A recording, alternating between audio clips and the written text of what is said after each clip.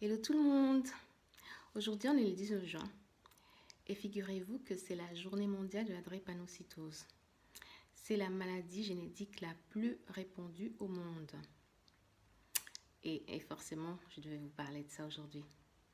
Donc on parle de ça tout de suite. Tout d'abord bonjour et bienvenue.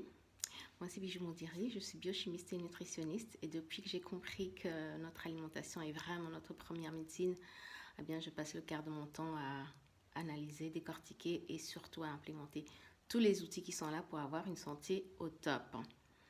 Et donc à travers ces NutriTalks, on parle de tout ça, on parle de santé, de nutrition, de bien-être. Donc voilà. Comme vous le savez sûrement, si vous me suivez, j'en ai parlé lors d'un post du pourquoi je suis vraiment si intéressée à la nutrition. Justement, c'est parce que je porte cette affection, la drépanocytose. Et à travers la nutrition, j'ai découvert vraiment des aliments qui aident à avoir une énergie au top, pour une bonne circulation sanguine et pour éviter les fatigues chroniques qui affectent donc au quotidien la vie d'une personne porteuse de cette maladie. Je dis bien au quotidien parce qu'après, il y a plusieurs autres complications dont je vous parlerai lors de ce NutriTalk. Donc la drépanocytose, c'est quoi? C'est une maladie génétique. Donc en fait, c'est une mutation naturelle qui s'est faite d'un gène pour lutter contre le paludisme et qui a causé donc une maladie. Donc voilà, le corps n'est pas parfait, hein, donc quand il fait une mutation pour lutter contre une maladie, ça cause une autre maladie. Donc on l'attrape pas, enfin c'est héréditaire, donc on porte les gènes à vie. Une personne une personne qui n'est que porteur d'un seul gène ne développe pas la maladie. Donc on peut avoir des porteurs sains, donc hétérozygotes, donc on a le gène S, le gène malade, et on a un gène sain, donc on porte juste le gène mais on n'est pas malade. Et on peut avoir eu par la maman et par le papa les deux gènes malades et ce qui cause donc la maladie à se développer. En fait, dans la drépanocytose, les globules rouges sont en forme de fossiles. C'est une forme de croissant comme ça. Donc, ils ne sont pas ronds comme les globules rouges personnes normales. Et aussi plus rigides. Donc, ils ont du mal aussi à circuler dans les vaisseaux. Donc, ça empêche une circulation normale dans les vaisseaux. Et donc, l'apport d'oxygène dans l'organisme. Les personnes portant donc l'affection, la drépanocytose, sont déjà anémiques. En fait, ils sont anémiques à vie parce que ils sont anémiques, c'est une maladie. Donc, la drépanocytose, son autre nom, c'est l'anémie falciforme. Donc, c'est une anémie falciforme parce qu'il y a la falciformation des globules. Donc, en forme de fossiles, c'est ça la falciformation. Donc pour vous donner un exemple, une personne normale a un taux d'hémoglobine entre 12 à 16 grammes par décilitre. Une personne ayant la drépanocytose ne peut dépasser 9 grammes par décilitre. Donc on est en anémie permanente. Ce qui cause donc des fatigues. On est plus fatigué qu'une personne normale, forcément, parce qu'on est en anémie. Et en plus, ce qui est contradictoire, j'ai envie de dire, c'est qu'on ne peut pas dépasser, même quand on fait des transfusions sanguines, le taux ne peut pas dépasser 9 grammes par décilitre parce que sinon c'est dangereux aussi pour la personne. Trop de sang, c'est pas bon. Donc quand on a 9 grammes, on carbure en fait. Ça, c'est la top forme avec 9 grammes de décilitre dans le sang. Et le moins bon vraiment, c'est quand on arrive à 6 grammes. Ça, c'est vraiment, on est au bout du rouleau, quoi. Donc on n'arrive pas à fonctionner, on est très fatigué, on a des vertiges, on n'arrive pas à se lever. C'est vraiment une fatigue extrême et dangereuse. Lors d'une crise qu'on appelle une crise vaso-occlusive, hein, donc parce que c'est l'occlusion des vaisseaux sanguins, la personne ressent des fortes douleurs parce que le sang est bloqué dans les articulations. Souvent, on a une difficulté à respirer. Le fait qu'il y ait aussi cette occlusion, ça cause forcément des complications parce que le corps a besoin d'oxygène pour nourrir ses cellules. Donc il y a des nécroses. Donc les nécroses, c'est la mort des cellules. Donc souvent c'est dans les os, dans des ostéonécroses, dans les articulations. Donc c'est peut-être dans les fémurs, donc des ostéonécroses fémorales ou dans les bras. Ce qui fait qu'on peut avoir des prothèses donc à complications ou qui fait que l'os ne fonctionne plus, donc il est mort, il est cassé, donc il faut réparer. On sait pas réparer autrement que par mettre des prothèses dans l'organisme. On peut avoir aussi une mauvaise irrigation sanguine qui peut causer aussi même des attaques cérébrales, des attaques dans les yeux. Une personne peut devenir aveugle s'il a trop de crises et ça peut causer ça cause lors des crises en tout cas du priapisme chez l'homme. Des calculs biliaires dans la vésicule biliaire où on doit enlever ces calculs et des fois on enlève carrément la vésicule biliaire. Beaucoup d'infections, surtout des infections pulmonaires, de pneumonie. Donc c'est vrai que souvent les médecins prescrivent beaucoup, même en prévention, des antibiotiques. Donc forcément le microbiote il en prend un coup. Donc il faut vraiment bien traiter son microbiote avec des probiotiques avant, pendant et après.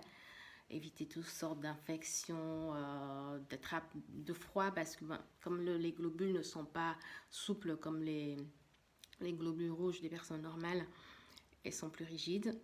Et donc, il faut vraiment éviter toutes sortes de contritions des vaisseaux, le froid, le stress, le manque d'oxygène. Donc, beaucoup s'oxygéner, beaucoup boire pour la circulation sanguine. Prendre vraiment des aliments qui aident. Beaucoup de légumes à feuilles vertes, car contient la chlorophylle, qui est très bon pour la circulation sanguine, l'oxygénation des vaisseaux. Éviter le stress, dormir assez, manger sainement.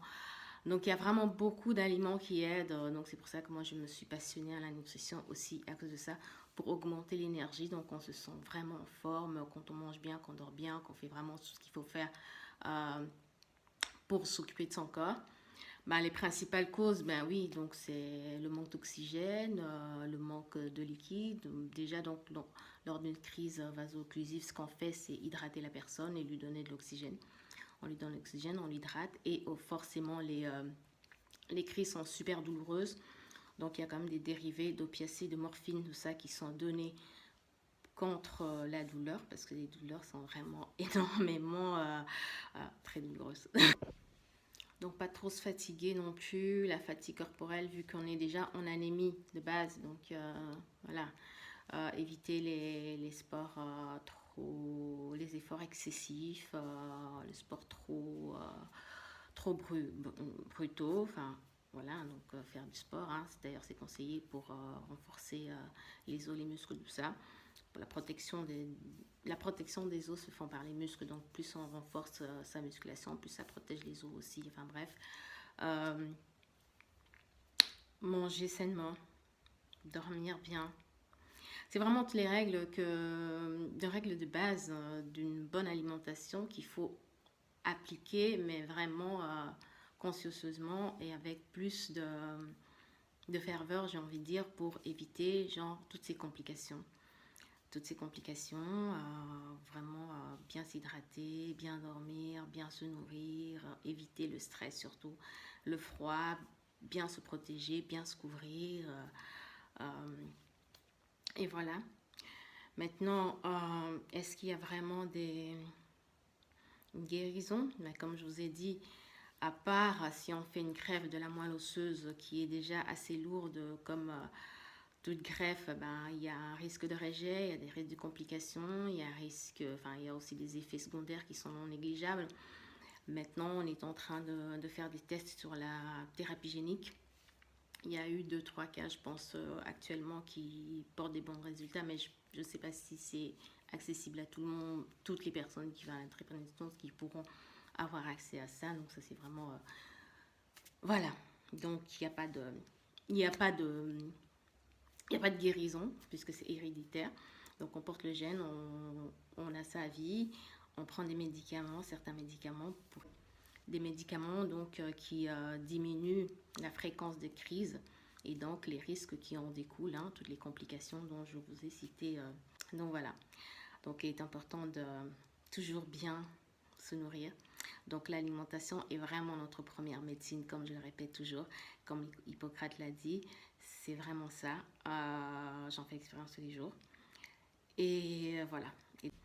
Donc si autour de vous, vous avez des personnes qui ont cette affection ou qui ont besoin d'aide ou des parents qui ne savent pas quoi faire pour les enfants et tout ça, vous pouvez toujours me contacter. Je suis à votre disposition. Ça fait quand même des années que je me documente sur cette maladie et sur une bonne alimentation pour éviter justement toutes sortes de crises et pour vivre bien, en bonne santé, en pleine forme. Et donc voilà, je me ferai un plaisir de vous donner tout ce que je peux vous donner comme conseil et aide. Voilà.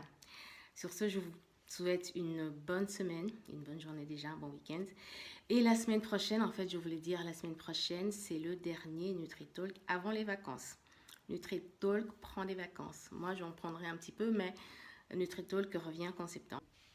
Donc la semaine prochaine, ce serait le dernier avant les vacances. Donc après, je reviendrai en septembre. Mais écoutez bien aussi NutriTalk la semaine prochaine parce que je vous partagerai aussi certaines autres infos. Voilà, je n'en dis pas plus pour le moment.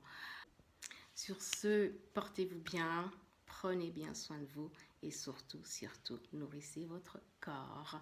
À très bientôt, à la semaine prochaine. Bisous, bisous. Bye bye.